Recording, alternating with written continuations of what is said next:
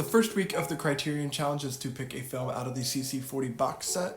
So I picked Mike Leigh's Naked. Now, Naked is a very nihilistic, bleak film about our main character as he wanders the night streets of London and his various interactions with different people.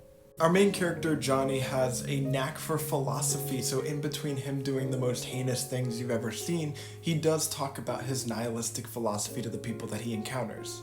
What I find really interesting about this film is that it doesn't necessarily take a moral stance on his philosophy. It obviously does not condone the horrible actions that he does, but when he talks about his philosophy and how he views the world, I don't think the film necessarily takes a specific stance, and it's up to the audience to interpret it.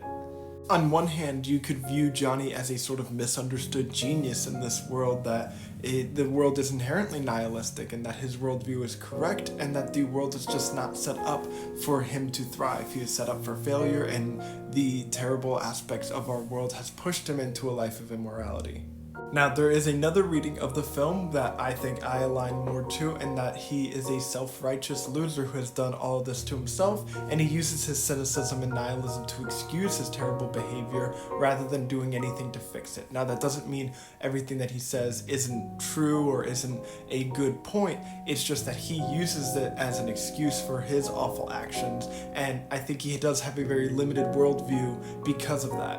But the film makes you grapple with the bleak nihilism and really makes you think about how you feel about our main character and about his viewpoints on the world. Now, absolutely check the trigger warnings on this one. This is a very intense and very dark film. I would not recommend it to everybody. It's definitely not going to be for everybody, and that's okay, but the people that can get through it, I do think it's worth it.